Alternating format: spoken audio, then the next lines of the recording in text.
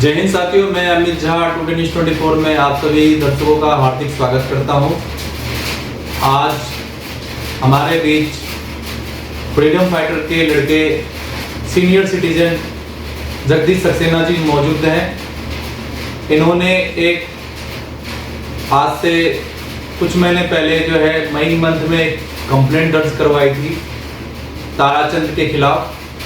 ताराचंद जो है, ये जो मामला आपको बताया, तो ये जो मामला है कृष्ण कॉलोनी प्रहलादपुर बांगर का है और ये जो मामला है जमीन विवाद को लेकर है। आइए हम उनसे जानते हैं कि इन्होंने जो है उस समस्या पे इन्होंने कंप्लेंट दर्ज करवाई थी साबरडेरी थाने में, और उसी विषय पे एक उन्होंने कंप्लेंट दर्ज करवाई है आउटर नॉर्थ डीसीपी के संज्ञान में भी इन्होंने बात पहुंचाई है। आइए हम उनसे जानते हैं और इस समस्या में वो क्या कहना चाहेंगे, आप सभी ध्यान से सुनिए। नमस्कार जी, मेरा नाम जगदीश सक्सेना है और मैं नागरिक अधिकार चेतना परिषद का राष्ट्रीय अध्यक्ष स्वतंत्रता सेनानी परिवार का सीनियर सिटीजन सदस्य हूँ जी। 25 मई 2025 को शाहबाद डेयरी थाने में मनीराम गुप्ता, ताराचंद, ईश्वरदास और लक्ष्मी नारायण पंडित, मुकेश, मनीष वगैरह के खिलाफ में कंप्लेंट दी थी जी, जिनको मैंने बताया था कि ये भूमाफिया एक गिरोह है और ग्राम सभा के नियमों के विरुद्ध अंडर सेक्शन 74/4 के विरुद्ध ये जो है ग्राम सभा के नियमों का उल्लंघन कर रहे हैं जी, जिसका मुख्य अभियुक्त जो है ताराचंद ही है। ताराचंद वो व्यक्ति है जो नांगल राय के पदम बस्ती में रहता है, तुलसीराम बगीची और अशोक कुमार शर्मा पंडित के साथ जो है ये पढ़ा करता था। इसकी एज जो है 63-64 वर्ष के लगभग है और ये सीओडी के 505 में अपनी कई कम आयु बता करके फर्जी डॉक्यूमेंट के ब्याज के ऊपर नौकरी कर रहा है। उपरोक्त मामले के अंदर कंप्लेंट देने पे थाना प्रभारी राजेश कुमार मलिक जी का मैं आभार व्यक्त करूंगा जी, क्योंकि वो इसके अंदर बड़े ही संदिग्ध तरीके से कार्रवाई कर रहे हैं। अपनी 2 नंबर से प्रॉपर्टियां बना रखी है और ग्राम सभाओं की जमीनों के ऊपर कब्जे करने का इनका एक रुतबा है। मनीराम गुप्ता ये रोहतक के रहने वाले हैं।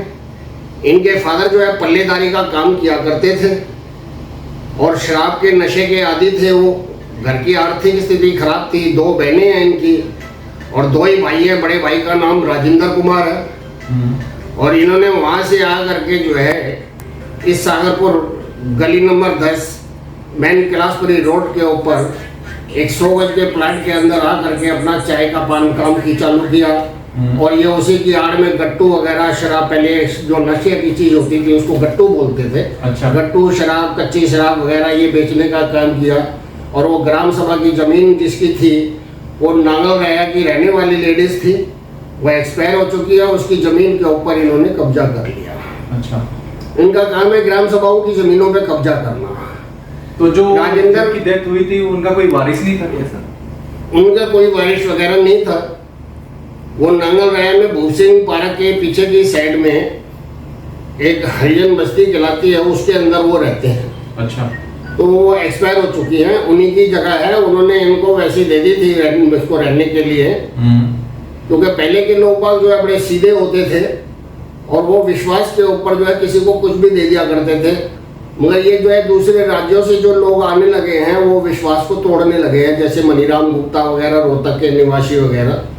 इनके जो स्टेटमेंट है, अगर आयकर विभाग दिल्ली हाई कोर्ट में दिए गए बयानों को अगर मिलान किया जाए जी, तो उन बयानों से भी जो है ये दोषी साबित होते हैं कि अदालतों को, कानून को किस तरीके से अपने अंगूठे की नोक के ऊपर रख करके चलते हैं। मनीराम गुप्ता हो गया, राजेंद्र कुमार हो गया, इन्होंने जो है कुछ समय पहले 2006 के अंदर मेरी गैर मौजूदगी में, उस समय मैं सुप्रीम कोर्ट में था और इनके मकान में बंदूक साइड में रह रहा था, तो इन्होंने ताला तोड़ करके मेरा सारा सामान गायब कर दिया था।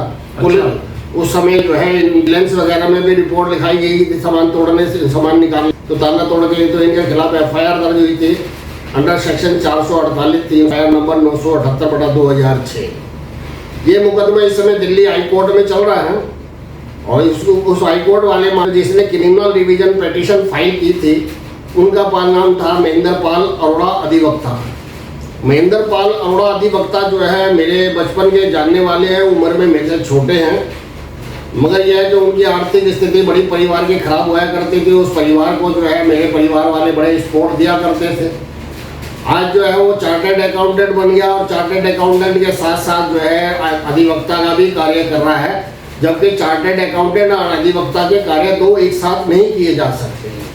तो अब उसका ये पेशा बन गया है कि इनकम टैक्स का कोई काम आता है तो इनकम टैक्स अधिकारियों के पास पहुंच जाता है। जैसे कि मान लीजिए अगर किसी को 80 लाख या 1 करोड़ का नोटिस आ गया और वो महेंद्र पाल अरोड़ा के पास पहुंच गए, तो महेंद्र पाल अरोड़ा जो है क्या करेगा, इनकम टैक्स वालों से सेटिंगें करेगा और इनकम टैक्स वालों से सेटिंगें कर करके उसमें 20, 25, 50 लाख रुपए अपने बना लेगा।